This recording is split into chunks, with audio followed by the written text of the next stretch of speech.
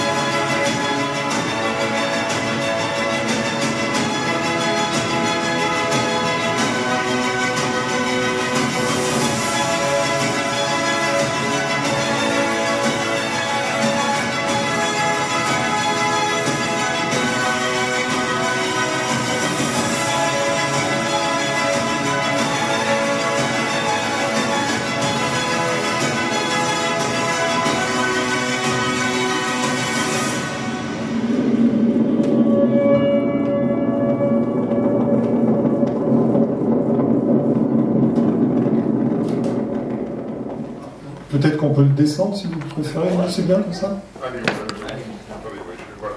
Très bien. Hop. Allez, 1, 2, 3, hop. Voilà.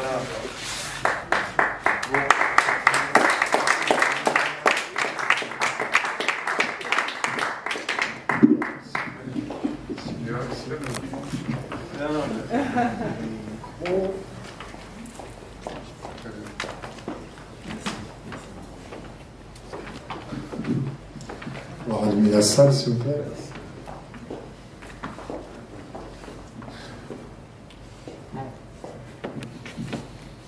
On a un ordre, je commence. Comme vous voulez. Oui, vas-y. Oui, c'est moi. Bon, alors très bien. Écoutez, d'abord pour vous remercier chaleureusement de ce partenariat, qui n'est pas un partenariat nouveau, puisque je crois que la première édition date du lancement d'Astérix, c'est bien ça, hein, donc ça nous ramène quand même à quelques décennies en arrière. Donc c'est un très beau partenariat qui fait qui est un partenariat en plus intergénérationnel, c'est-à-dire que les timbres, enfin voilà, on a tous dans notre famille de puissants et de passionnés collectionneurs qui ont au moins essayé de nous transmettre la passion, pas forcément avec beaucoup de succès, mais non, et c'est un objet qui est cher à nos yeux, tout simplement. Et donc voilà, je suis vraiment très très content d'avoir ce magnifique timbre pour fêter notre anniversaire. Je voulais vous dire que nous avons bientôt, dans quelques jours ou dans quelques semaines, une grande affiche qui représentera le timbre et qui sera devant sur la façade de l'établissement. Donc voilà, une belle mise en valeur de cette réalisation commune. Et puis, d'autre part, je voulais vous faire une petite proposition au passage. Vous savez que dans quelques mois, nous aurons Ariane 6 qui va arriver. Et j'espère que Ariane 6 aura son timbre pour son premier lancement. Bon, vous savez, quand il y a un lancement, il faut toujours trouver un bout de bois avant pour être sûr que tout va bien se passer.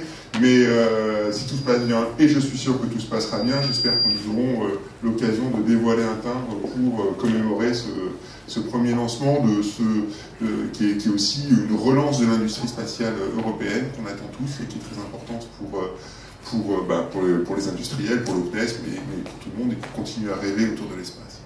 Voilà, merci encore en tout cas pour ce très beau partenariat et ce très beau timbre. Merci beaucoup pour ces gentils mots. Merci évidemment pour cet accueil. Moi, je suis toujours partant pour venir dévoiler, lancer un timbre. Évidemment, je représente le président directeur général du groupe La Poste, M. Philippe Ball, qui s'excuse et qui aurait certainement aimé être là, mais son agenda a été un peu compliqué à gérer ces temps-ci. Alors, j'ai la chance, moi, de diriger quand même une belle entité au sein du groupe La Poste qui s'appelle Philapost, et c'est l'entité qui conçoit, imprime et diffuse tous les timbres français.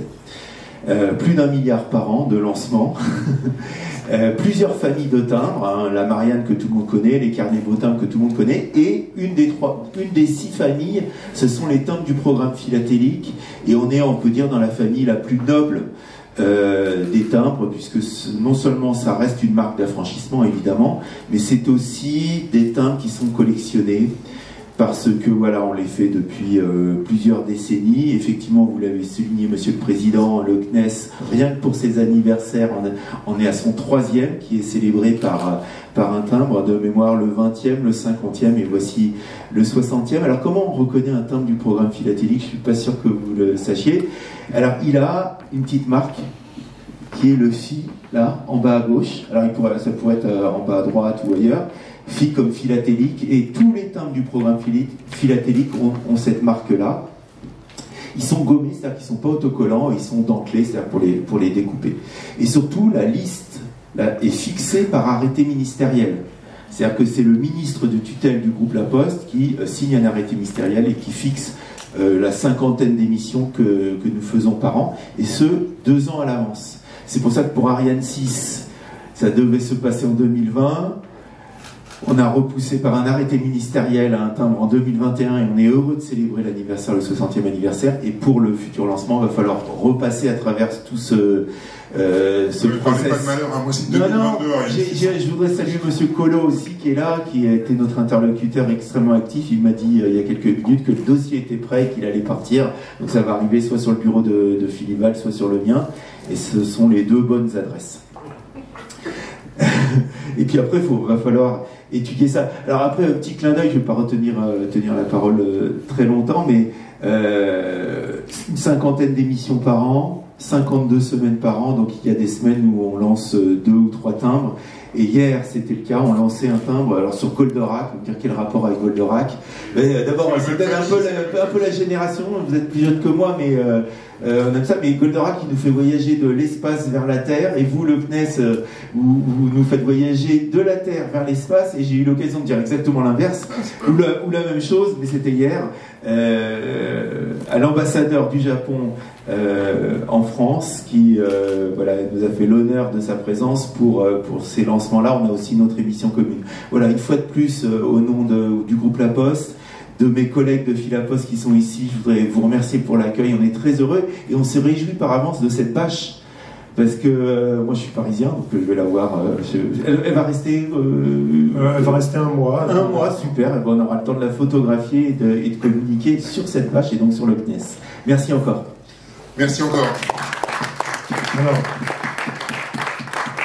comme dans ce timbre, il y a pas mal d'évocations, mais dont une sur Mars et avec le rover Persévérance. On a demandé à Francis Rocard, notre expert, de nous dire quelques mots, parce que je crois qu'il y a une actualité toute chaude.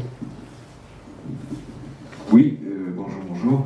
En plus, je suis un philatéliste, donc astrophilatéliste, donc je suis venu... ça, je suis venu avec intérêt.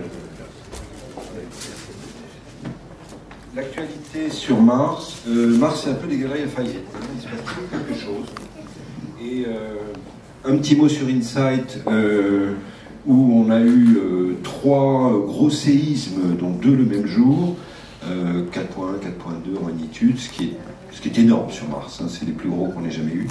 On n'espère pas beaucoup plus en termes de magnitude, mais c'est très intéressant parce que plus le signal est fort, plus on a de l'information qui remonte sur la structure interne de Mars. Donc, et tout ça est arrivé après les grandes publications de juillet 2021, où on peut dire que InSight a à peu près rempli tous ses objectifs scientifiques sur la détermination de la structure interne de Mars, sauf un qui est les impacts de météorites, tout simplement parce que il y en a très peu, il y en a, et que on n'arrive pas pour l'instant, peut-être qu'un thésard le fera dans 3 ans, on n'arrive pas à corréler un signal sur séisme avec un impact qui a eu lieu, parce que la fenêtre temporelle est énorme, et donc c'est extrêmement difficile de faire cette corrélation. Mais je ne perds pas espoir que ça sera fait un jour. Voilà, ça c'est pour InSight. Juste pour dire qu'il y a quand même des soucis de poussière sur InSight, donc peut-être que InSight n'ira pas au-delà de l'été 2022, c'est bien triste, mais sauf miracle, on ne sait jamais si un DOS Devil voulait bien nettoyer tout ça. Un mot sur Persévérance, hein. Persévérance c'est lui, il est là, avec ce point rouge, c'est Supercam, c'est cette super caméra chimique grand frère ou plutôt petit frère de Chemcam, qui a déjà très très bien fonctionné pendant 8 ans, et grâce à la caméra de Supercam, Je dois dire que je suis un peu à l'origine de cette caméra sur Camcam. J'avais dit à Sylvestre, si tu sais pas où tu tires, t'es mort. Donc tu as besoin d'avoir une caméra pour savoir où tu as, sur quelle roche tu as tapé. Et il a dit, bah oui, c'est évident. Donc il y a eu cette caméra. Maintenant on a une caméra qui est encore plus performante sur Supercam.